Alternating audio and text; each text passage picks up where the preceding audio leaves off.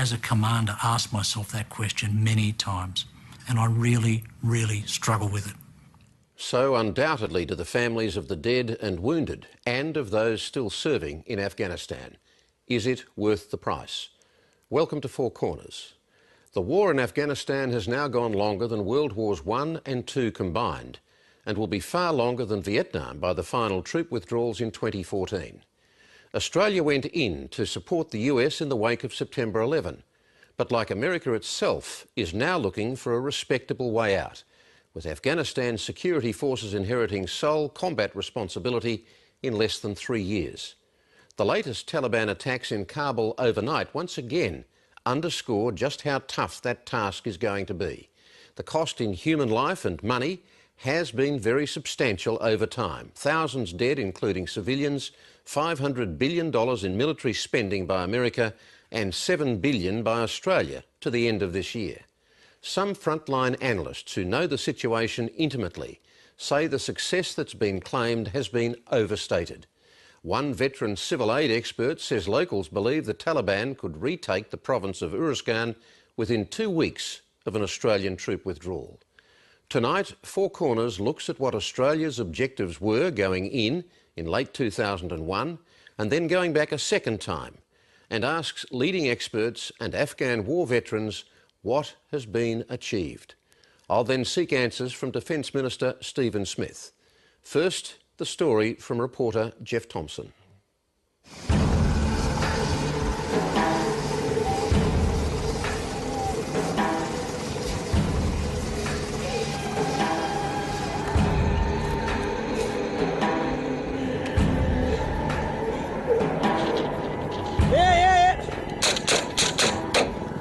We've got one pinned in this fucking room. Go in that side. Australian troops putting their lives on the line in Afghanistan. Yeah, someone go down low, go in. Just as they do each and every day. Fighting a bloody and expensive war our government rarely wants us to witness. Back! Move! Go! No, that wasn't it. That was.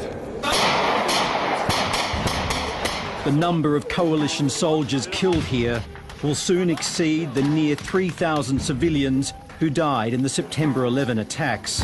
Got back school, I'm doing a head count now. Yep. 32 of them have been Australians. 5 objectives have been repeatedly stated as the reasons for Australia's war in Afghanistan.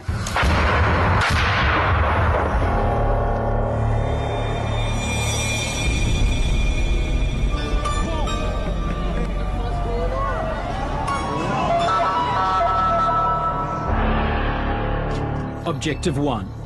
Honour the ANZUS Defence Treaty with the United States. On September 11, 2001, then Prime Minister John Howard was in Washington. His response to the terrorist attacks was as immediate as it was visceral.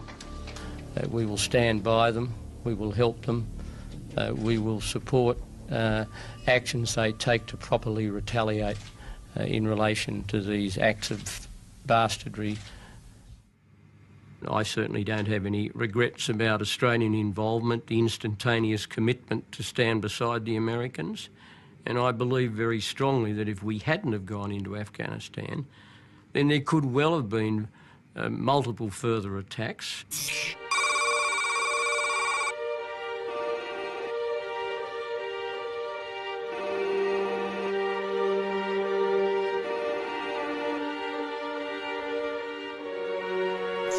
I was making it very plain that we would stand beside the Americans because, given what had happened to them, it was a time for 100% allies, not 70 or 80% allies.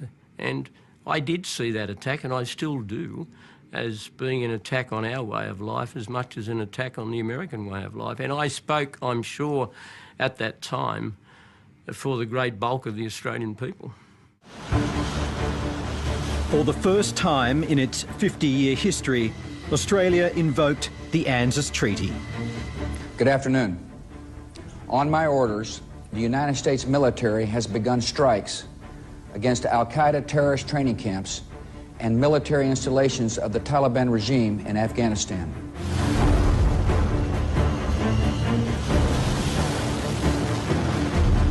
Australia, Germany, and France have pledged forces as the operation unfolds.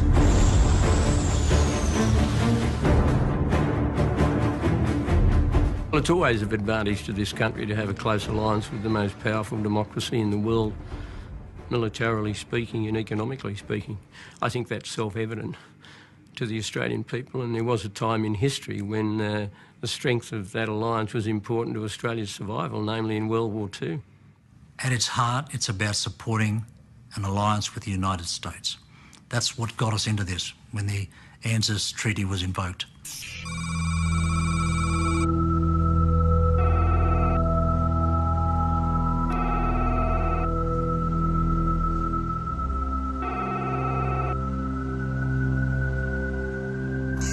Is it worth it? I, as a commander, asked myself that question many times, and I really, really struggle with it. The only way I can see through this so that I can sleep at night is to differentiate, to say it's not worth it for the lives that you lose. You could never look at any soldier, sailor or airman and say your life's forfeit for some political purpose. That's just unacceptable. But at the highest level of strategy and in the dirty, ugly world of international relationships where it's you scratch my back, I'll scratch yours, that those lives become less important. And taking that longer-term view, that hard-nosed, realpolitik view that politicians do and must, it's worth it, but not at the human level.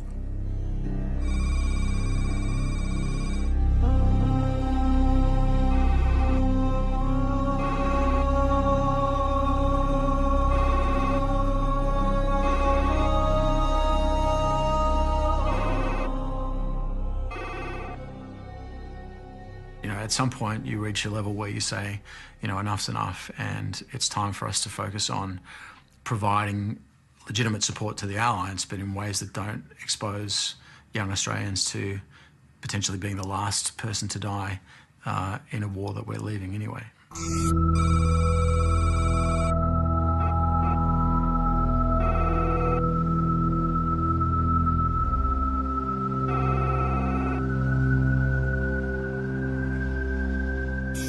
I think it's absolutely clear that Australia has done everything and more that was expected of it. So in terms of supporting and honouring the ANZUS alliance, I think we can be very clear that we've achieved that objective.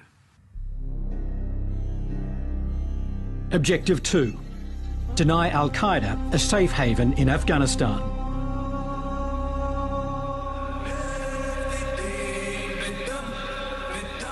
Denying Al-Qaeda a safe haven has been the most consistently stated justification for the war in Afghanistan. On the morning of September 11th, 2001, I was in the White House attending the senior staff meeting of the National Security Council.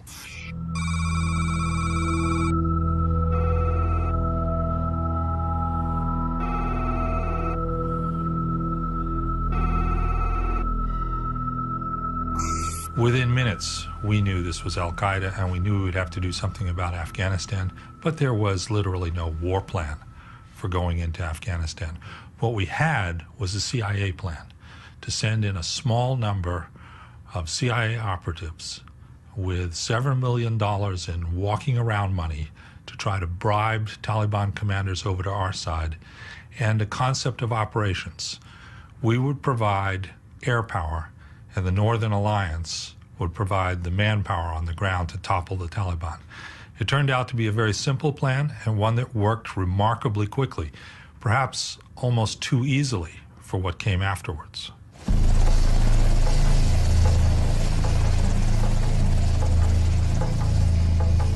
From the outset, Australia was part of the hunt for Al-Qaeda.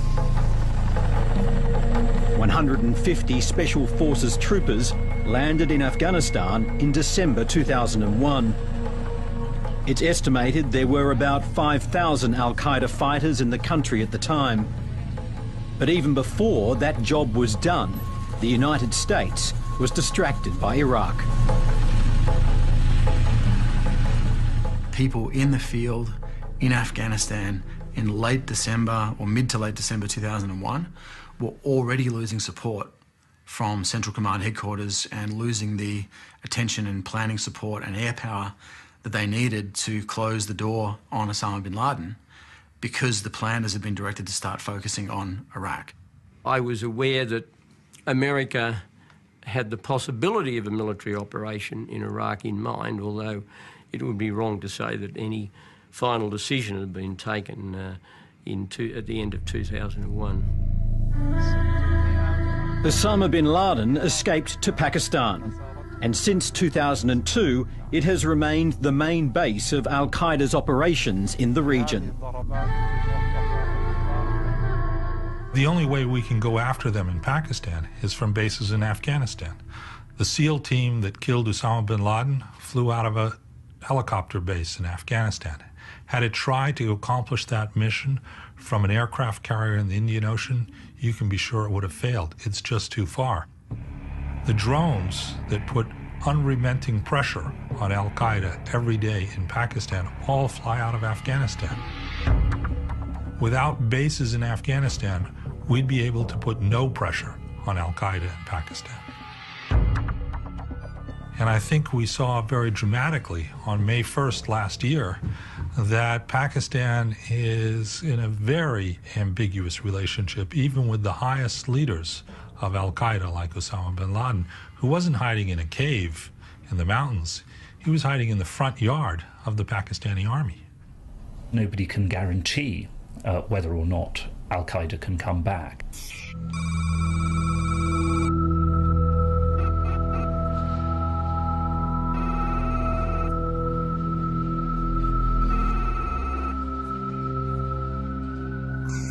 What is in all circumstances going to be a very weak Afghan state will not be able to prevent some al-Qaeda people coming there, basing themselves there, travelling through. But what I think can be prevented, certainly in the context of a peace deal with the Taliban, if that is achieved, is to prevent al-Qaeda setting up the kind of bases and training camps that it had before 9/11 in Afghanistan. Objective 3, topple the Taliban regime.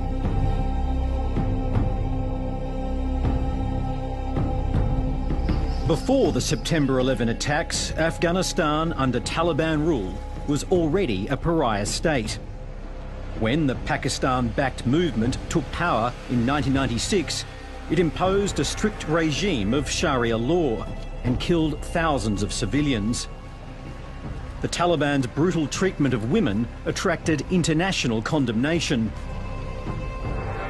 But it was their refusal to unconditionally surrender Osama bin Laden and other al-Qaeda leaders which led to war with the United States and allies like Australia. The Taliban were brilliantly and very quickly defeated in 2001. It's clear in retrospect that they'd lost the confidence of the vast majority of Afghans. But with a safe haven in Pakistan and with the active support of the Pakistani Army and Intelligence Service, the Taliban have staged one of the great military comeback stories of the last 50 years. They came back again in 2003, and with support, they increased their activity in 2005. So there was a real time window there of 2 years at least, where it would have been quite possible to craft a new structure that worked and was based on a genuine reconciliation. But it didn't happen.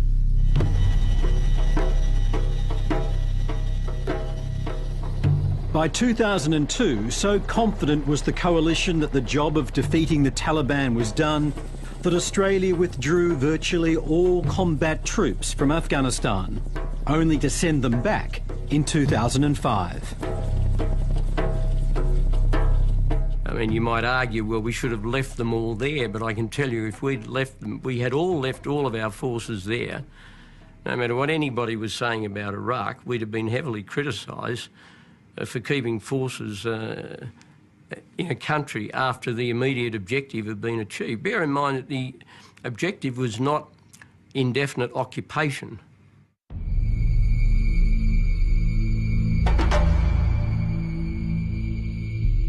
A resurgent Taliban reached the peak of its success in 2009, when it threatened 80% of Afghanistan.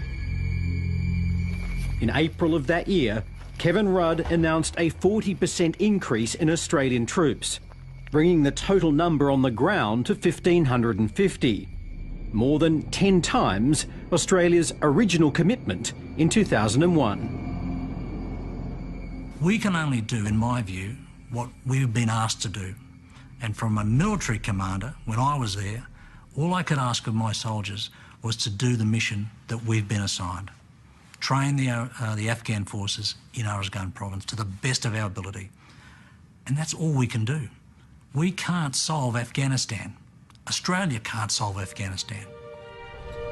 In America, President Obama bowed to pressure from his Afghanistan generals and agreed to a troop surge of 30,000. These additional American and international troops will allow us to accelerate handing over responsibility to Afghan forces and allow us to begin the transfer of our forces out of Afghanistan. Debate still rages over how effective Obama's Afghanistan surge has been. The Taliban have adopted more of an urban assassination and bombing tactic because they can't operate so freely in the countryside, and as a consequence, you know, there's an improvement in security and stability in the countryside. That said, in the same time frame, the insurgency has gotten worse in the east and has spread to the north and the west. So this is a side effect of not having enough troops to do the job across the country simultaneously. We had to press in one area, and we certainly have reduced Taliban activity there, but they've sort of spread around and moved to other areas as we've done that. At some point, this will fall apart, and if we don't change anything, my assessment is that this will end in a strategic defeat for the United States and the entire coalition. And at some point, that cannot be hidden by positive words.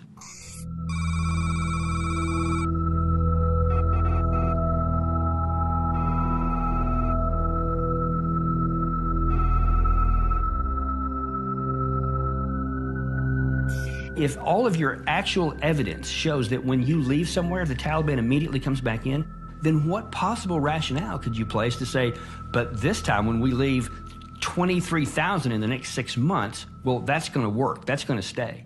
Or and then, you know, the remainder of the 68,000 by the end of 2014, ostensibly, and all the rest of the NATO forces, upon what do you have to base that that's going to succeed and they're going to stand when they haven't everywhere else? Where are we still there?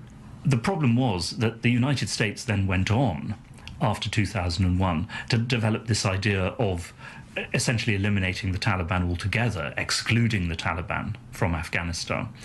As has become very apparent, that cannot be done. Objective 4. Help the Afghan people through development, education and democracy.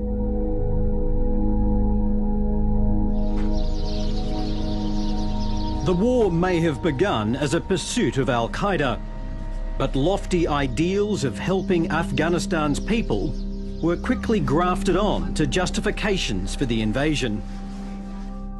We see the work that's being done and the progression being done.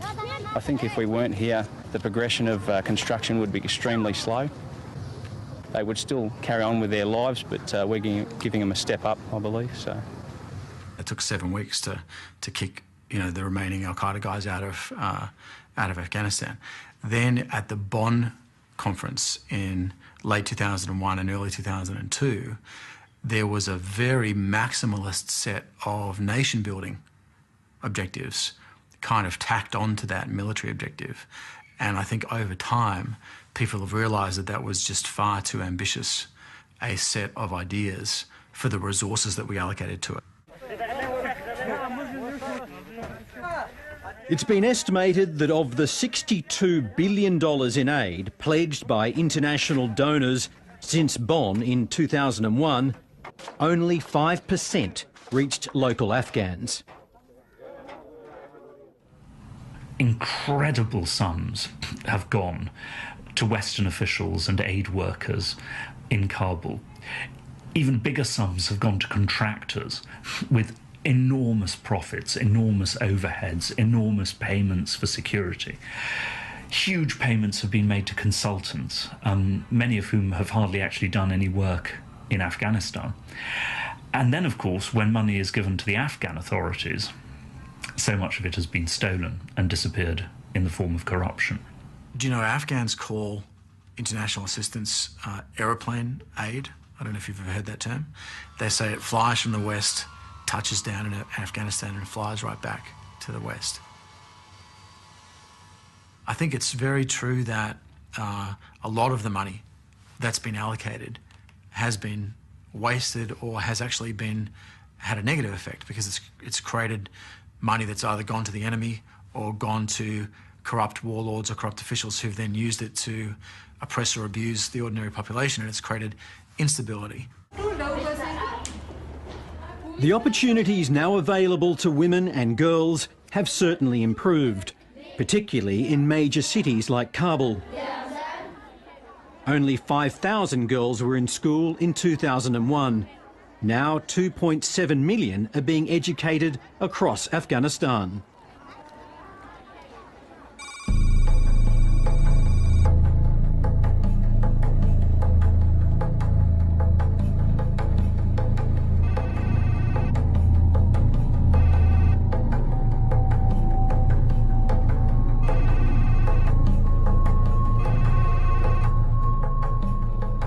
Quantitatively, there are much more schools. There's probably from less than 30, now 205. There's madrasas, but most of the gains are for boys.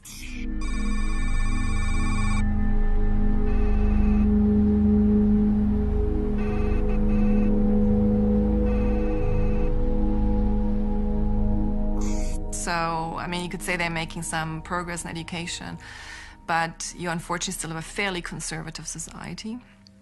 And so while things for women have changed, there's a big, big difference between urban and rural centres.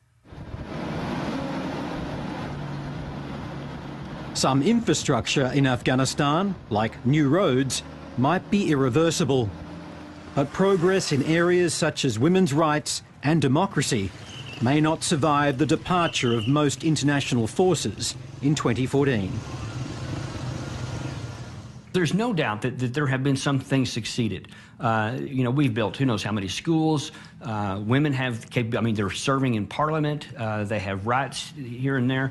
There's roads built. There has been some infrastructure done, and beyond question, there's some areas, especially in the southern part of the country, where it's more secure now than it was. No question about that. Those are all true statements, but they also, almost none of them matter.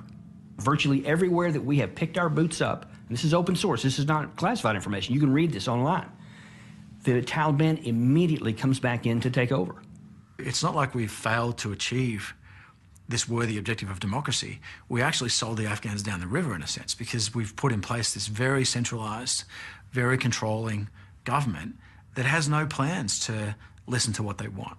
And I think that's a really significant problem in Afghanistan. It's not like a minor issue that we got to fix. It's the heart of the problem. I mean, I want to see democracy everywhere, but I'm not starry-eyed enough to think you're going to have it flourishing in Afghanistan in 10 years' time. We were never into that. We were always into retaliating and denying the capacity for al-Qaeda to come again, and we were successful in that, very successful. But the ongoing conflict has meant that, very far from being helped, a growing number of ordinary Afghans are paying the ultimate price. Last year, the number of civilian deaths went up for the 5th year in a row. More Afghan civilians were killed last year alone than the number of people who lost their lives in 2001's September 11 attacks. The UN estimates the Taliban were responsible for 77% of those deaths. The population is the soft target for the Taliban, and throughout history, insurgents have always preferred to target members of their own community that collaborate with the outsider, rather than target the outsider directly.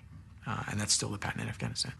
It doesn't matter to the Afghan people whether they kill them or the Taliban kills them, or whether our accidents kill them. We brag about, oh, it's only 23% is the coalition and 77% is the Taliban.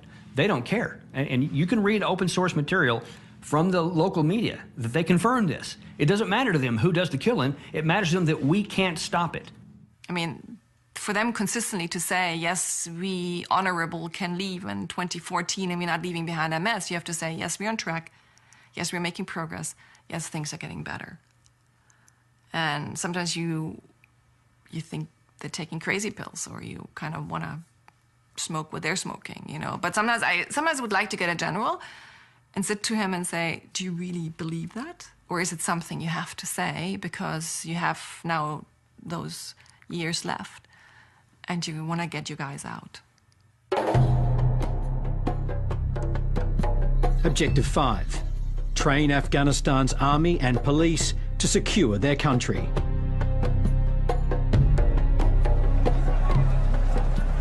Since President Obama named 2014 as an exit date, the NATO mission has focused on increasing and improving local forces so they can take the lead in securing Afghanistan. The stated goal is to leave behind 195,000 competent Afghan soldiers and 157,000 police. But the challenges are formidable. Afghanistan's army is plagued by corruption, desertion, illiteracy and drug use. The reputation of the police is worse. I think we've made massive progress, but I think we still have a huge way to go. And it's certainly not a done deal that we're going to get to where we need to be by the end of 2014. I'm quite sceptical about that. The goal for us is to train a single brigade. Now, a brigade of the Afghan army is around 2,000, 2,500 people, and it comprises about 4 groups called Kandaks of about 600 or so. And that's essentially the fighting force that we're trying to train up. Now, that force is patchy in terms of its quality and the training it's received. Part of it's going okay. Parts of it have a long way to go. But it is, as an organisation, moving in the right direction. There has been progress, but as late as last October, no Afghan police units and only 1 army battalion were judged by the US Defence Department to be effective without international support. I mean, tell me where the logic is in this. What we have failed to do in 10 full years of war, now into the 11th year, we've already started the return of troops to the tune of 10,000. 23,000 are physically in the process of getting ready to leave. And what we have not been able to do in 10 years, now then we're going to say with a continual bleeding off of troops and the money that goes along with it, the Afghan guys are going to accomplish what they could not do with our presence there without our presence there. Australian Special Forces in Uruzgan have been criticised for working not with government security forces, but the private militia of a local strongman and now police chief, Matiullah Khan. Sometimes the people we deal with are not attractive people. Sometimes they've got to where they are by getting blood on their hands. It would be impossible to find someone in Afghanistan, I would judge, who hasn't got some blood on their hands somewhere if they're in a position of power. We just have to accept that. It's ugly, it's unattractive, it's un-Australian, but that's the way it is. So we need to work with it. You can't say we're pro-government, we're pro-governance, and then you work with groups like that. Suzanne Schmeidel was recently contracted by AusAid to assess local perceptions of Australia's efforts in Uruzgan. She is not optimistic about the province's chances after 2014. A local colleague of mine, you know, when I discussed with him about whether Matiullah would be able to hold, he said that he'd think that the Taliban might be able to retake Uruzgan in 2 weeks after the Australians withdraw. all the evidence suggests that the Afghan security forces will not be strong enough to defeat or contain the Taliban after 2014, the way things are going. There have been so many cases in recent months, both of attacks by Afghan soldiers on Western forces, but also so many cases of rape, extortion, kidnapping, murder by the Afghan police. That isn't to say that the Afghan state will collapse completely, but in my view, without massive Western support, this army will not be capable of holding most of the Pashtun areas against Taliban attack. Australian troops have been attacked by the Afghan forces they are training 3 times now. Incidents known in the military as green-on-blue attacks. There have been about 30 such incidents across the coalition since 2007, resulting in 80 deaths. 75% of them have happened since President Obama announced an exit strategy. The people have thought, well, the international community's leaving, I've got to show that I'm not a collaborator, and the way that I do that is I turn on the international community now to demonstrate that anti-coalition credential while there's still time. And I think that not only explains green on blue, it also explains some of the behaviour we've seen from very senior Afghan leaders, including President Karzai.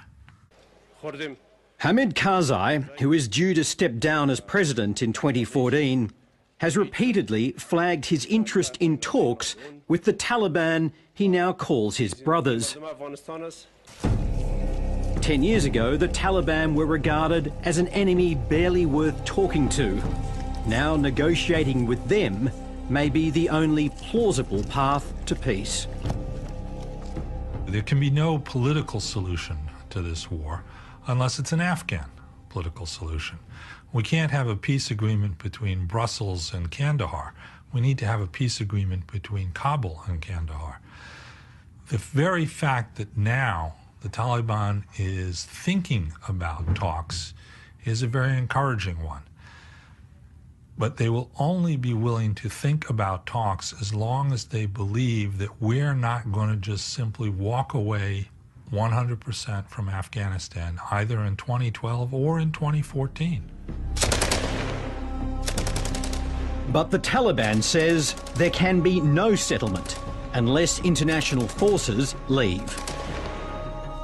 If the United States is determined to keep military bases and special forces in Afghanistan for a long period after 2014, then yes, that will make a settlement with the Taliban impossible.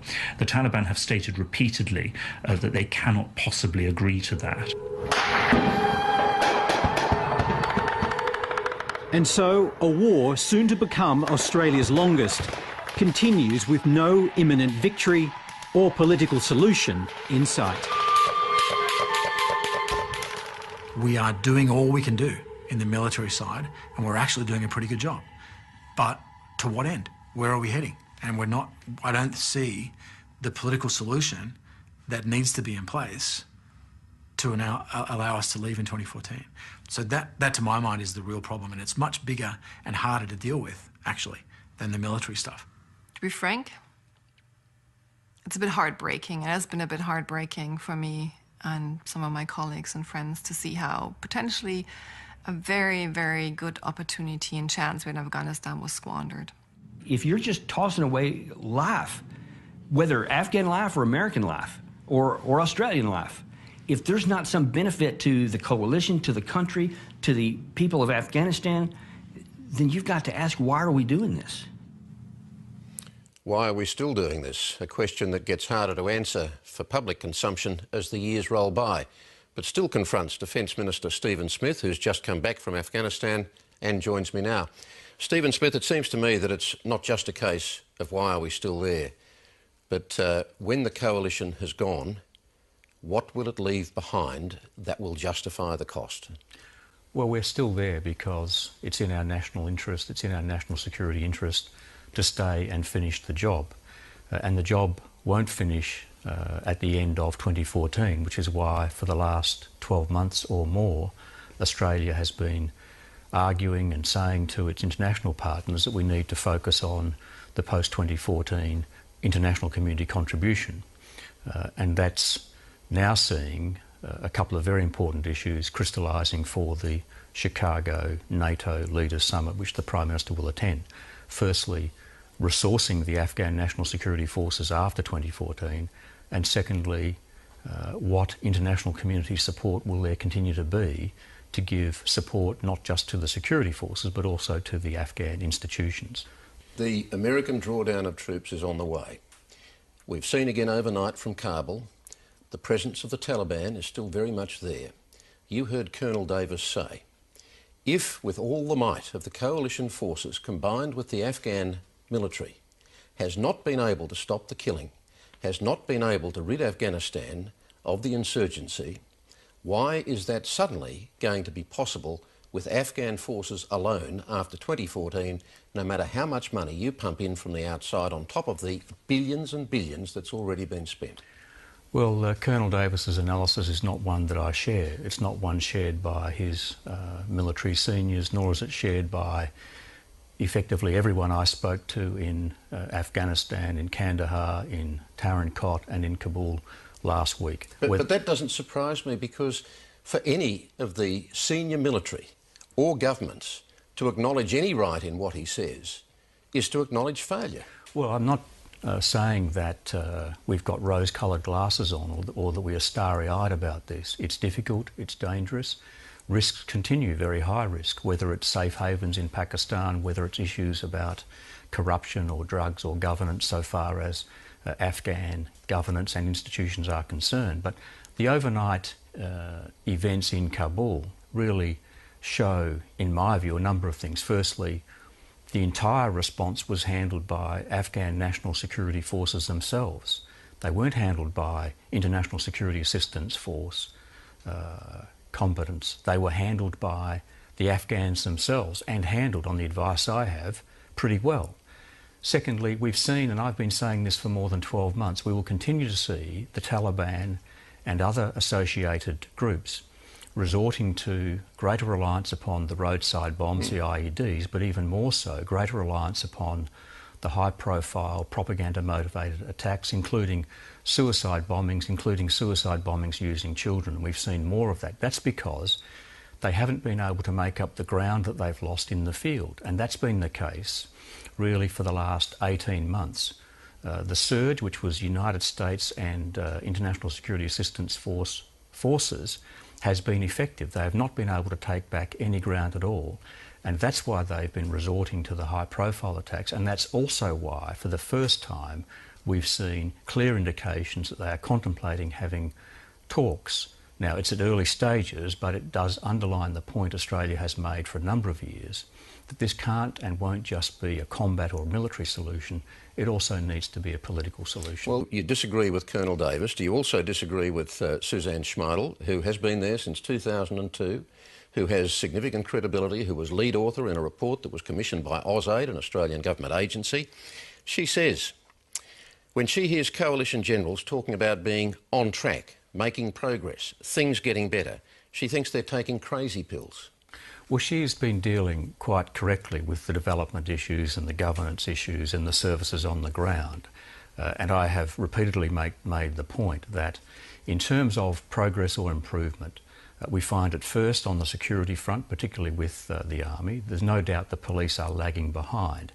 But where we find Afghanistan at its worst, the delivery of services and the provision of basic facilities to their people. And when I met with the Governor and the Deputy Governor of Oruzgan Province, the Police Chief, the Director of the National Directorate of Security and the Army Commander of the 4th Brigade, to a man, they all said the most important thing now are not security issues, the most important things now are developing and providing the services. And whilst we have made... But this is a ticking time bomb. A deadline has been created.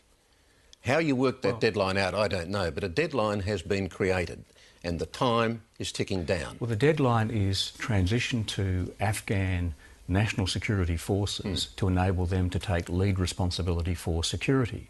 But how much confidence do you think the people of Afghanistan out in the countryside and provinces like Uruzgan actually have that their government, which has a very low credibility in Afghanistan, can hold the line against the Taliban? And what do you say again to Susan Schmeidel when people say to her in Uruzgan that the Taliban could be back? We'll just move back in within 2 weeks of Australia leaving. Well, to finish my answer, by the time you get to the middle of 2013, you'll have all of the population of Afghanistan under lead responsibility. And that will be the case with the International Security Assistance Forces essentially playing a background and advisory role, a combat role where necessary or required, until the end of 2014. But at 2014, the international community contribution doesn't stop, and it doesn't stop there. But on the combat front, it does. While Australian soldiers now are being killed by Taliban bombs, President Karzai is referring to the Taliban as his brothers. How do you process that? Well, what President Karzai is saying there is what I've said in my own language, which is not only does there need to be enhanced security and a military or combat solution which effects peace and security in Afghanistan, there also has to be a political rapprochement, a political settlement. And we're seeing the early signs of what the Afghans describe as reintegration, where fighters on the ground who've been running with the Taliban are now coming to realise that in many instances they're not fighting International Security Assistance Force soldiers from overseas, they're fighting their own countrymen, their own brothers. And Works both ways in a civil war. And they are laying down their arms.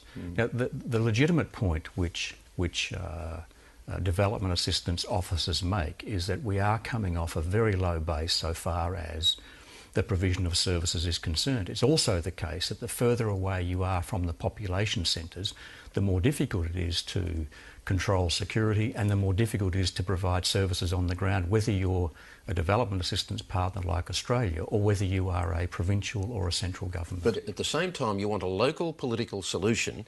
You're also saying that the international presence is not going away.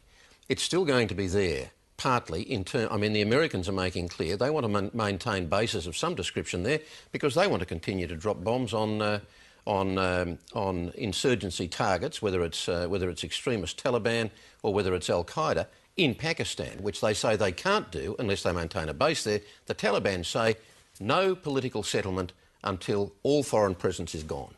So the longer you stay, in their terms, the longer you put off any real solution. Well, two things. Firstly, any political solution can only be an Afghan-led political solution. It can only be brought about by the Afghan government speaking to other parties, including the Taliban.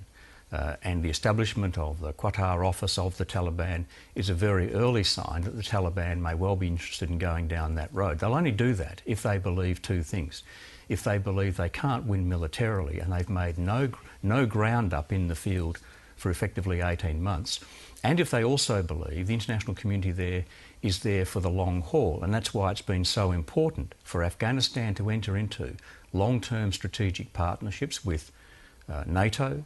It will effect one with the United States. It's effecting long-term strategic partnerships with India, with Germany, with France. Even in retirement, General Cantwell still clearly lives with the anguish of seeing his soldiers die.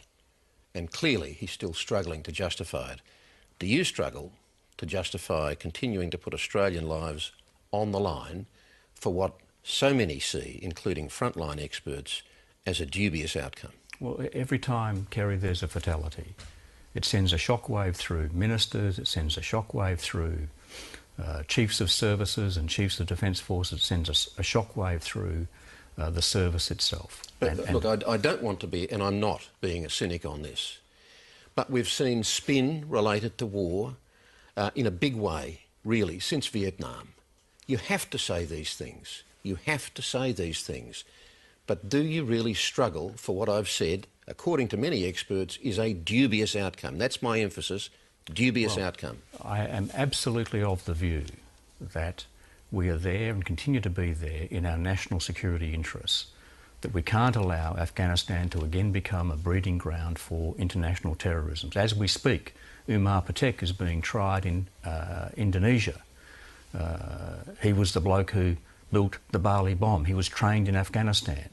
We can't allow this to occur again because Australian citizens will be at risk. But Pakistan is the new breeding ground. What are you going to do, invade Pakistan eventually?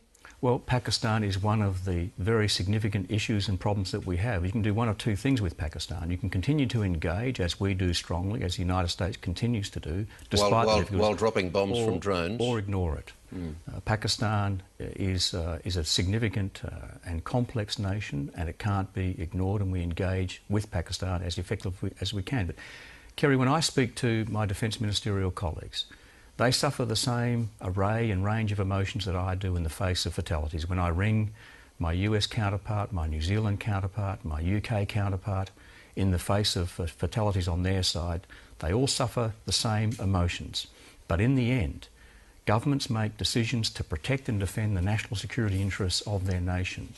And we very strongly believe that when we went in there, it was the right thing to do.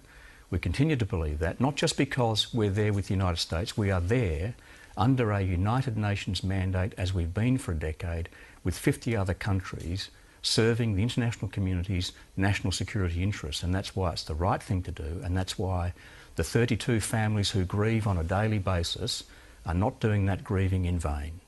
Stephen Smith, thanks for talking with us. Thanks, Kerry. Thanks very much.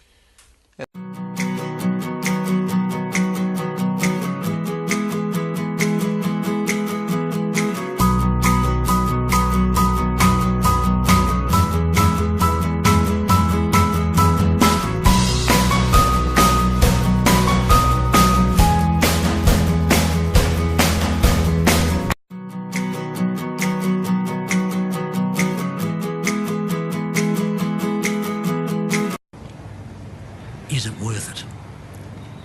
I, as a commander, ask myself that question many times, and I really, really struggle with it. So undoubtedly to the families of the dead and wounded, and of those still serving in Afghanistan. Is it worth the price? Welcome to Four Corners. The war in Afghanistan has now gone longer than World Wars I and II combined, and will be far longer than Vietnam by the final troop withdrawals in 2014. Australia went in to support the US in the wake of September 11, but like America itself, is now looking for a respectable way out, with Afghanistan's security forces inheriting sole combat responsibility in less than 3 years. The latest Taliban attacks in Kabul overnight once again underscore just how tough that task is going to be. The cost in human life and money has been very substantial over time. Thousands dead, including civilians, $500 billion in military spending by America and $7 billion by Australia. His response to the terrorist attacks was as immediate as it was visceral. We will stand by them, we will help them, we will support actions they take to properly retaliate in relation to these acts of bastardry. I certainly don't have any regrets about Australian involvement, the instantaneous commitment to stand beside the Americans, and I believe very strongly that if we hadn't have gone into Afghanistan, then there could well have been multiple further attacks.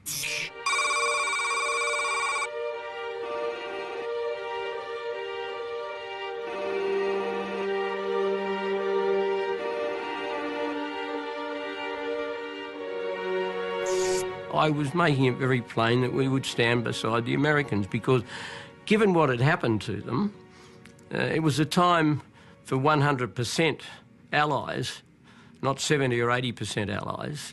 And I did see that attack, and I still do, as being an attack on our way of life as much as an attack on the American way of life. And I spoke to the end of this year. Some frontline analysts who know the situation intimately say the success that's been claimed has been overstated. One veteran civil aid expert says locals believe the Taliban could retake the province of Uruzgan within 2 weeks of an Australian troop withdrawal.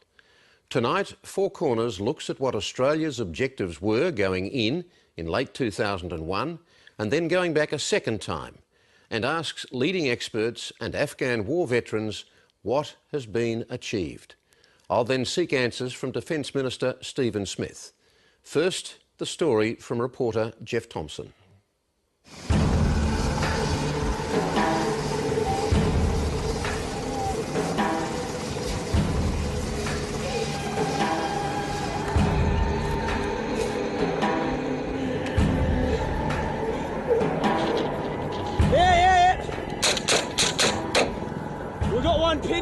fucking room. Go in that side. Australian troops putting their lives on the line in Afghanistan. Yeah, someone go down low, go in. Just as they do each and every day. Fighting a bloody and expensive war our government rarely wants us to witness. Back! Move! Go! No, that wasn't it. That was. The number of coalition soldiers killed here will soon exceed the near 3,000 civilians who died in the September 11 attacks. 32 of them have been Australians. 5 objectives have been repeatedly stated as the reasons for Australia's war in Afghanistan.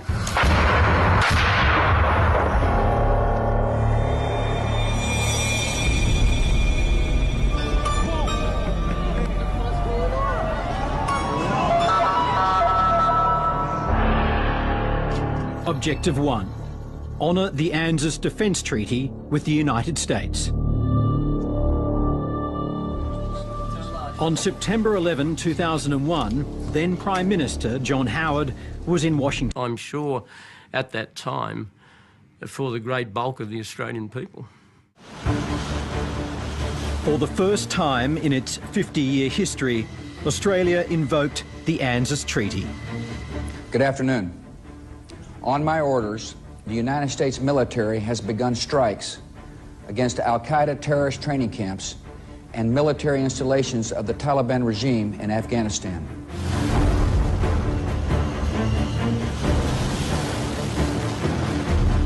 Australia, Germany, and France have pledged forces as the operation unfolds.